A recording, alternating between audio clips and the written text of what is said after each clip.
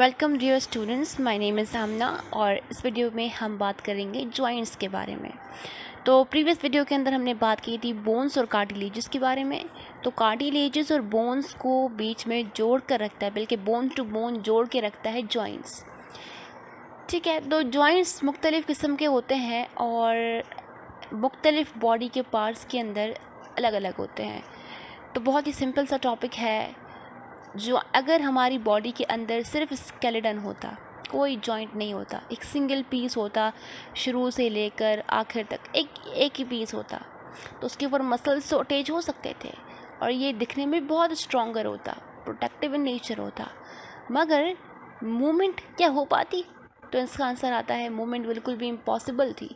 अगर एक ही rigid substance है, कोई भी जोड़ नहीं है, तो मूवमेंट हो ही नहीं सकती है। हम जब दरवाज़ा लगाते हैं ना, तो दरवाज़ा यहाँ से हिंजेस लगाते हैं ताकि वो ओपन हो सके और बंद हो सके। तो ये एज अ जॉइंट काम कर रहे हैं। एक रिजिड सब्सटेंस दरवाज़ा है, यहाँ से ये जॉइंट्स काम कर रहे हैं। अगर हिंजेस को हटा दो, दरवाज़े को ऐसे ही कोको से कील से ठोक दो, तो क्या वो दरवाज़ा खुल पाएगा? तो आंसर है बिल्कुल भी नहीं हो पाएगा, नहीं खुल पाएगा। इसी तरीके से हमारी बॉडी के अंदर भी स्केलेटन होता है, एंडोस्केलेटन होता है, सिंगल पीसेस नहीं होता, बीच के अंदर जॉइंट्स होते हैं, ताकि कुछ स्ट्रॉन्गनेस के साथ साथ मूवमेंट को भी जो है हल किया जाए, मूवमेंट का प्रॉब्लम भी हल किया जाए और उसको इम्पॉसिबल से पॉसिबल बनाया जाए। ठीक है, जॉइंट्स की डेफिनेशन क्या होती है? The points at which the bones connect each other are called the joints. वो जगह जहाँ पर दो बोन्स आपस में मिल रही हों, तो वो जगह क्या कहलाती है? जॉइंट्स कहलाती है। तीन तरह के जॉइंट्स आते हैं। कुछ मूवेबल जॉइंट्स होते हैं, उनको कहीं भी फेरो, वहाँ वहाँ बिल्कुल मूव कर सकते हैं। इनके अंदर कुछ टाइप्स आती हैं। बॉल एंड सॉकेट जॉइंट है, हिंज जॉइंट है, पाइवट जॉइंट है, स्लाइडिंग जॉइंट है, ग्लाइडिंग जॉइंट है। पार्शियल मूवेबल जॉइंट हैं, जो कि पूरी तरीके से तो मूव नहीं करवा सकते हम उनको, मगर थोड़ी सी मिकदार के अंदर वो मूव कर सकते हैं। रिब्स हैं, ऊपर नीचे होती हैं, ठीक है, जो कि वर्टिब्राई से कनेक्ट होती हैं। इमूवेबल जॉइंट्स, जैसे कि हमारी स्कल के अंदर जो बोन्स 8 क्रेनियम पाई जाती हैं, वो बिल्कुल ही इमूवेबल जॉइंट्स होते हैं, वो मूव नहीं कर सकते। ठीक है, तो स्कल के जो बोन्स हैं वो इमूवेबल जॉइंट्स कहलाते हैं। Now let's talk about the ball and socket joint.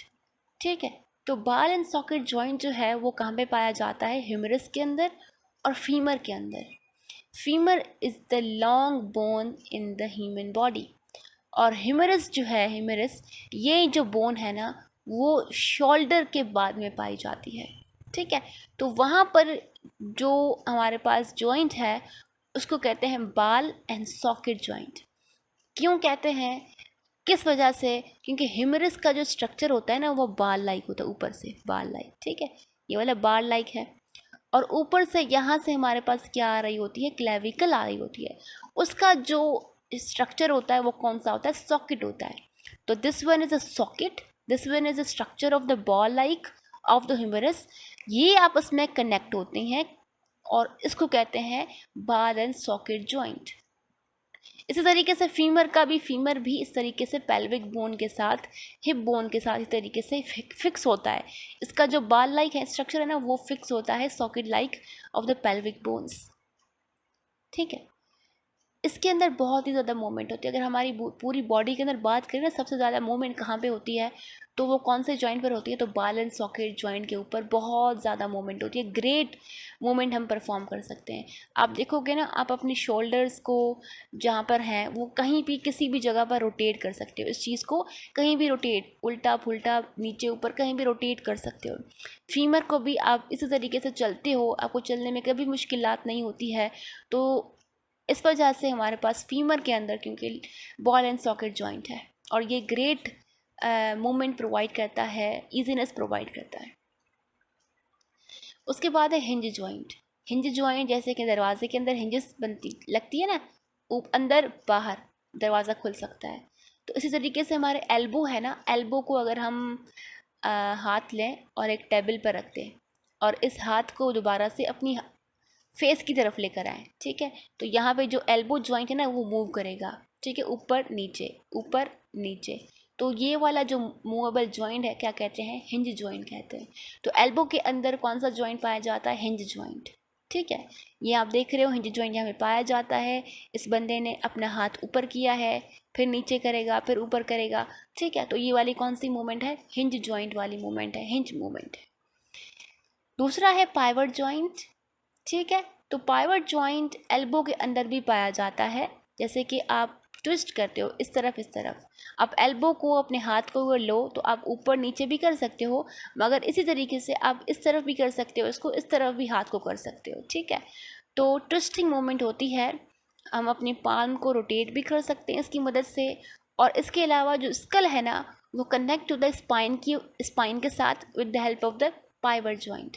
पूरा का पूरा स्कल है ना ये वाला आप देखते हो, तो ये कनेक्ट होता है यहाँ पर स्पाइनल कॉर्ड के साथ, किसकी मदद से, पाइवट जॉइंट की मदद से। इसी वजह से हमारा जो हेड है ना वो इस तरफ मूव कर सकता है और इस तरफ मूव कर सकता है, ठीक है। तो आप जो मूवमेंट करते हो ना अपनी, हमारी जो मूवमेंट होती है पूरे फेस की जो मूवमेंट होती है, ट्विस्टिंग मूवमेंट होती है, वो किसकी मदद से होती है, पाइवट जॉइंट की मदद से होती है। तो पाइवट जॉइंट दो जगह पर पाया जाता है, एक एल्बो के अंदर भी पाया जाता है और दूसरा स्कल जब कनेक्ट होता है स्पाइन के साथ तो उस जगह पर भी पाइवट जॉइंट होता है। Now let's talk about the sliding joint. Sliding joint जो है एंकल जो टखना होता है और रिस्ट जो हाथ की कलाई होती है, वहाँ पे बोन्स कनेक्ट होती हैं स्लाइडिंग जॉइंट की मदद से। स्लाइड का मतलब ही सिंपल है, एक दूसरे के ऊपर स्लाइड करना। रिस्ट के अंदर कार्पल बोन्स पाई जाती हैं, 8 कार्पल बोन्स होती हैं, ठीक है। तो वो एक दूसरे के ऊपर इजीली स्लाइड कर जाती हैं ताकि वहाँ पे मूवमेंट परफॉर्म हो सके। इसी तरीके से एंकल पर भी मूवमेंट परफॉर्म होती है, क्योंकि हम चलते हैं तो हमारा पाँव ऊपर होता है नीचे होता है, तो वहाँ पर एंकल की मूवमेंट होती है। वहाँ पे जो बोन्स है ना वो एक ऊपर चढ़ जाती हैं, फिर नीचे हो जाती हैं, फिर ऊपर चढ़ जाती है, फिर नीचे हो जाती हैं। तो slide over another to allow the movement. Gliding joint जो है वो bones move easily over one another in back and forth movement.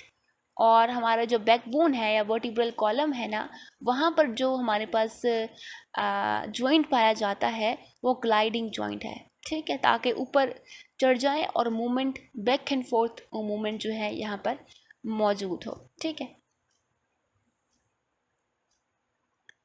Now let's talk about the partial movable joint, जिसको हम कम्प्लीटली मूव करवा ही नहीं सकते हो। तो आप जब भी सांस लेते हो तो आप देखते हो आपकी वर्टिब्राए जो है वो थोड़ी सी एक्सपेंड होती हैं, ठीक है, फिर कॉन्ट्रैक्ट हो जाती हैं, ठीक। तो ये वाली जो मूवमेंट है वो पार्शियली है, इतनी ज़्यादा मूवमेंट नहीं है, लिटिल मूवमेंट है, ठीक। मूव अप एंड डाउन में हेल्प करवा रही होती हैं। तो रिब्स जो वेंट्रल साइड है इसका, ये वेंट्रल साइड है, तो इसकी तरफ ये स्टर्नम किससे कनेक्ट होती हैं, पीछे की तरफ किसके साथ कनेक्ट होती हैं, डॉर्सल साइड की तरफ वो कनेक्ट होती हैं वर्टिब्रल कॉलम के साथ, ठीक। तो ये परफॉर्म करती हैं partial movable movement.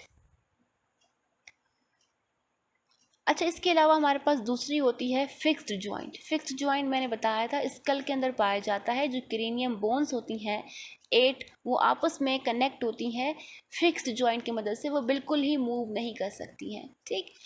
Now let's talk about the movable joint. क्योंकि इनके पास ग्रेट मूवमेंट होती है तो इनके पास प्रोटेक्शन भी ज़्यादा होनी चाहिए।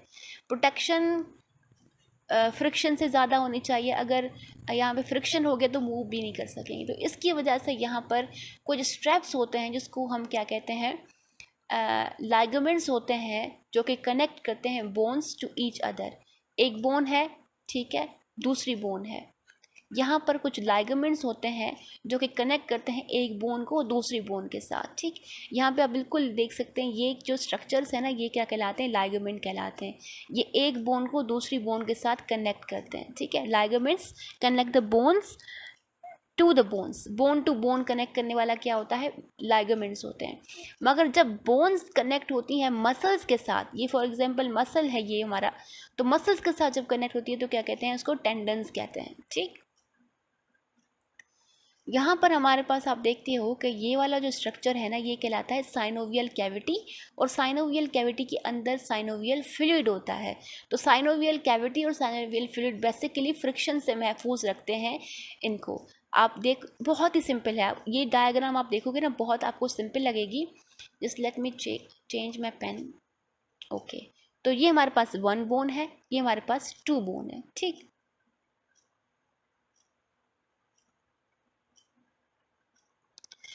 1 बोन, 2 बोन, ठीक है।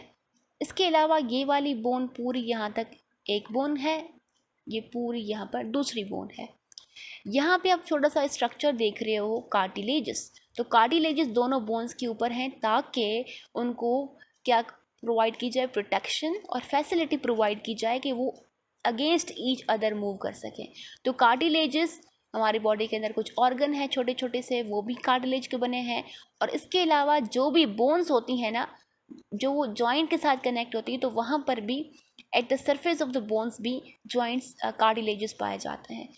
और यहाँ पे लागामेंट्स होते हैं ताकि मजबूती प्रोवाइड की जाए, और लागामेंट्स कनेक्ट करते हैं बोन टू बोन, ठीक है। इसके अलावा टेंडन्स कनेक्ट करते हैं बोन्स टू द मसल्स। यहाँ पे एक फ्लूइड पाया जाता है जो कि कैविटी के अंदर होता है, इसको कहते हैं साइनोवियल कैविटी, साइनोवियल फ्लूइड। ये बेसिकली फ्रिक्शन से महफूज रखता है बोन्स को, हेल्प करता है ईजिली वो मूव हो सके, ठीक। इसके अलावा हमारे पास कार्टिलेजिस पेड आते हैं।